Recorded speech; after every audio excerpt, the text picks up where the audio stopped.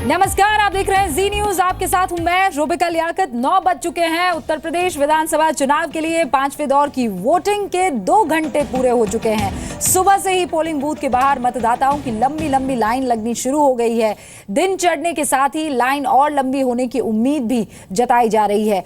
आज आपको फिर बता दूं, 11 जिलों की 51 विधानसभा सीटों पर मतदान हो रहा है और जी न्यूज सुबह से लगातार आप तक हर पहलू पहुंचा रहा है इस वोटिंग का, इस चरण की वोटिंग का। वीआईपी वोटर भी वोट डालने के लिए पोलिंग बूथ पर पहुंच रहे हैं। 2 तस्वीरें स्क्रीन पर आपके सामने हैं। पहली तस्वीर अमिता सिंह, जो कि कांग्रेस की उम्मीदवार हैं, कांग्रेस के नेता के साथ वो पहुंची और यहां गायत्री प्रजापति आपको नजर आ रहे हैं। ये दोनों आमने सामने हैं। हालांकि गठबंधन है समाजवादी पार्टी और कांग्रेस का, लेकिन अमेठी में एक दूसरे को कड़ी टक्कर दे रहे हैं। और संजय सिंह की पूर्व पत्नी गरिमा सिंह भी बीजेपी के टिकट से मैदान में कड़ी चुनौती इन दोनों कंटेंडर्स को देती नजर आ रही है।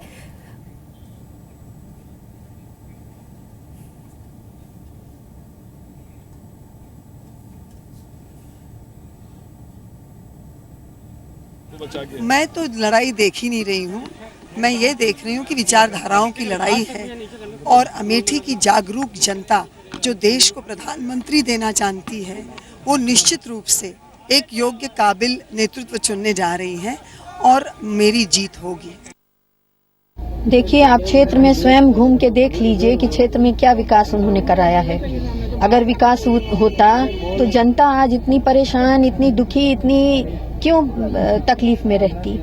तो क्षेत्र में कोई विकास नहीं हुआ है, कोई काम नहीं हुआ है, इसलिए हम सोचते हैं आप लोग स्वयं देखिए। अच्छा, वैसे अमेठी के इन तीनों कंटेंडर्स के बारे में आपको बता दूं कि करोड़पति की लिस्ट में ये टॉप 10 में आ ही जाएंगे, चाहे वो गायत्री प्रजापति हो, चाहे वो गरिमा सिंह हो, चाहे वो अमिता सिंह हो। बहरहाल हमारे साथ खास मेहमान यहाँ स्टूडियो में बने हुए हैं। टी आर रामचंद्रन जी हैं, उमाकांत जी वरिष्ठ पत्रकार हैं, हमारे साथ ब्रिजेश श्रीवास्तव बहराइच से जुड़ गए हैं और विशाल पांडे अयोध्या से लगातार हमारे साथ बने हुए हैं। अभी जरा ब्रिजेश का रुख कर देते हैं। ब्रिजेश, बहराइच के लिए अक्सर प्रधानमंत्री नरेंद्र मोदी को ये कहते सुना गया है कि भाई ये मेरी वो दिल के अजीज भूमि है जहां मैं काम कर रहा था और मुझे दिल्ली बुलाया गया था ये बताने के लिए कि आप गुजरात के सीएम के तौर पर काम करने वाले हैं। ये बताइए कि बहराइच की इस बार जो चुनावी जंग है वो कितनी दिलचस्प होने वाली है और किसकी नाक और साख का सवाल है?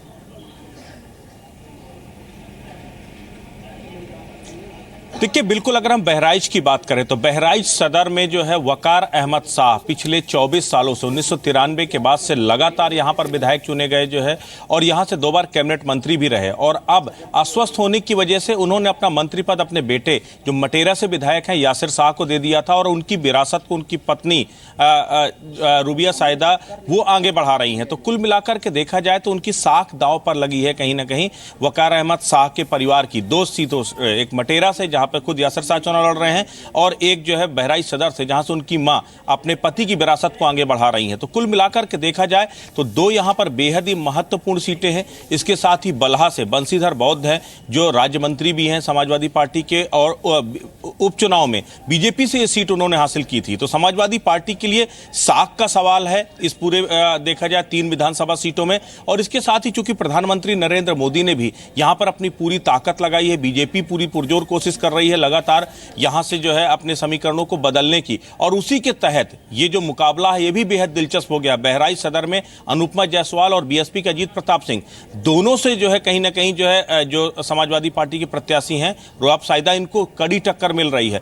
मटेरा में भी स्थितियां कमोबेश उतनी सीधी नहीं है। यासिर शाह सीधे तौर पर जो है कहीं ना कहीं वहां भी ट्रायंगल बन रहा है जहां बीजेपी के पूर्व एमएलसी हैं रणबीर सिंह, वो उन्हें कड़ी टक्कर दे रहे हैं। तो कुल मिलाकर के देखा जाए तो इस बार राह उतनी आसान नहीं है कि अगर जिस तरीके से एक के बाद एक परंपरागत तरीके से जो है जीत हासिल होती रही है, लेकिन इस बार एक तरफा जीत नहीं होगी, पूरी तरीके से मुकाबला ट्रायंगल है।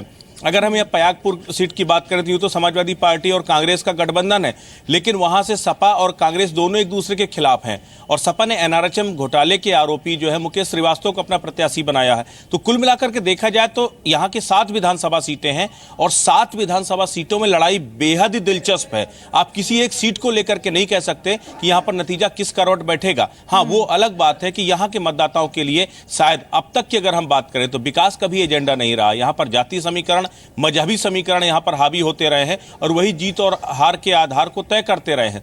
इस बार लेकिन इस बार जो तमाम युवा है वो बदलाव की बात कह रहा है। वो कह रहा है कि बहराइच में बहुत हो गया, क्योंकि वाकई में रूबिका हम लोगों ने बहराइच के जो हालात देखे तो बेहद ही दयनीय है। इतने बड़े क्षेत्र पे, नेपाल से तराई क्षेत्र है, सीमावर्ती क्षेत्र है, उसके बाद भी यहाँ पर विकास जैसा कुछ दिखाई नहीं देता। बल्कि अगर बात करें यहाँ पर बुनियादी सुविधाओं की, वो नदारद है। यहाँ पर संभावनाएं यहाँ बहुत हैं। तराई क्षेत्र है, घाघरा हर साल यहाँ पर लाखों लोगों को बेघर करती है और सही बात घाघरा की वजह से ही यहाँ पर कहीं ना कहीं संपन्नता आज से पहले तक ये चीजें साफ तौर पर देखी गई है। और बहराइच की जहां पर आप बात कर रहे हैं कि वहां जातीय समीकरण बहुत इंपॉर्टेंट होता है, ध्रुवीकरण जो है वो बहुत ज्यादा इंपॉर्टेंट हो जाता है। चाहे आप यासर शाह जिसका जिक्र कर रहे थे, उनकी तो माँ भी अभी मैदान में है, चुनाव लड़ रही हैं।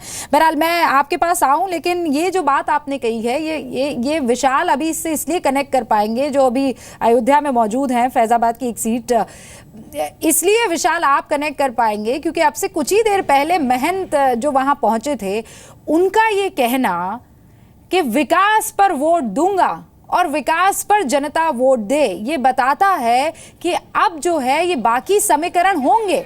ऐसा नहीं है कि लिस्ट में कहीं ना होंगे, लेकिन अब नीचे की तरफ खिसकते जा रहे हैं और ये जनता समझने लगी है। बिल्कुल रुबिका, यहाँ पर अधिकतर जो महंत हैं उनका यही कहना है कि वो विकास के मुद्दे पर वोट करेंगे और इसीलिए, लेकिन हालांकि उनका ये भी कहना था राम मंदिर उनका मुद्दा है, लेकिन राम मंदिर से पहले विकास उनकी प्राथमिकता है। अयोध्या की गलियां दुरुस्त होनी चाहिए, यहाँ की सड़कें दुरुस्त होनी चाहिए, नालियां बननी चाहिए, अयोध्या साफ सुथरा होना चाहिए, यहाँ के महंतों का कहना है। और लेकिन विकास के मुद्दे पर कितना करते हैं, हमारे साथ बातचीत करने के लिए मौजूद है रुबिका जी इस वक्त विनय कटियार, जो कि भाजपा के राज्यसभा सांसद हैं और फायरब्रांड नेता, यहाँ पर वोट डालने पहुंचे हुए हैं। हम सीधे इन्हीं से बात करते हैं और विकास तारीख की बात भी राम मंदिर बात करेंगे, आज की जो वोटिंग हो जाएगी उसकी बात भी करेंगे। पोलराइज नहीं कर रहे हैं आप लोग? अरे रोज कर रहे, ये तो आप लोगों की मानसिकता है, ऐसा पूछ करके केवल एक वर्ग को खुश कर रहे हो, जानबूझ कर। शमशान कब्रिस्तान की बातें कर रहे हैं आप लोग? विनय जी, शमशान कब्रिस्तान की बातें कर रहे हैं? होगा, इसमें क्या आपत्ति है, क्यों परेशान हो? वोट जीतने का फार्मूला है, प्यार से जरा वोट लेने का फार्मूला है क्या ये?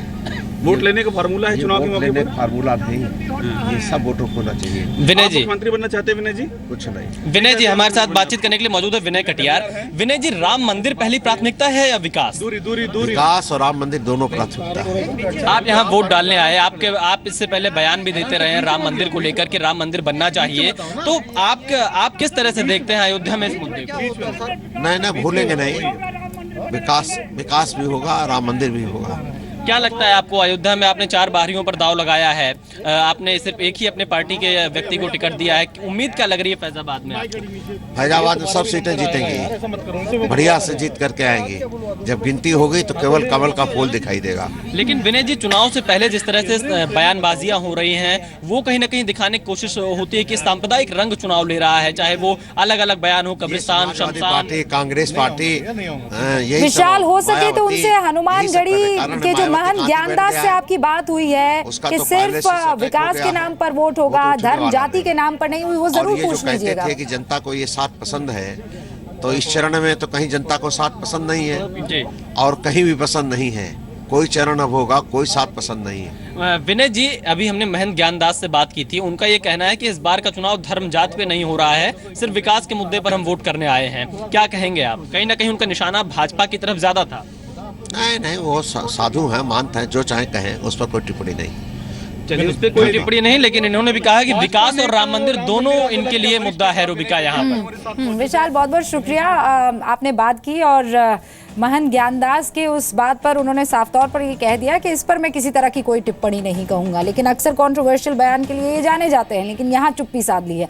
विशाल, मैं आपके पास आऊंगी। विद्यानाथ झा हमारे साथ दूसरे स्टूडियो से बने हुए हैं, उनको कुछ आंकड़े जनता को बताने, ये बहुत इंपॉर्टेंट है।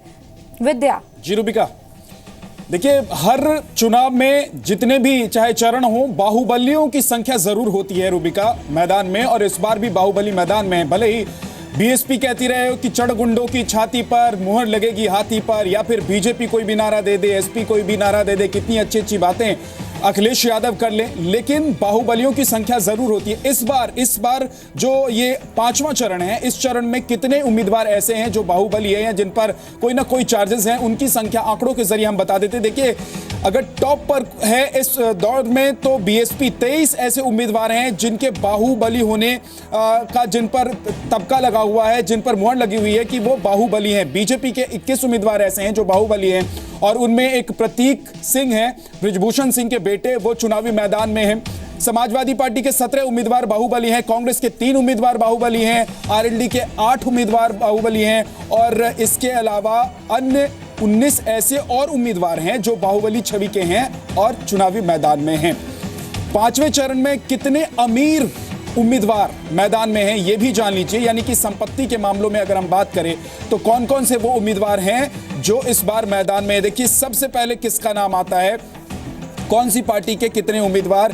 बीजेपी के 38 उम्मीदवार ऐसे हैं जो अमीर हैं, जी हां, और बीएसपी के 43 उम्मीदवार, एसपी के 32 उम्मीदवार, कांग्रेस के 7 उम्मीदवार, आरएलडी के 9 उम्मीदवार और अन्य 14 उम्मीदवार ऐसे हैं जो इस बार मैदान में हैं, और करोड़पति ही नहीं है, बल्कि ये भी आप कह सकते हैं रूबिका कि ये वो उम्मीदवार हैं जो सबसे ज्यादा अमीर हैं इस दौर में।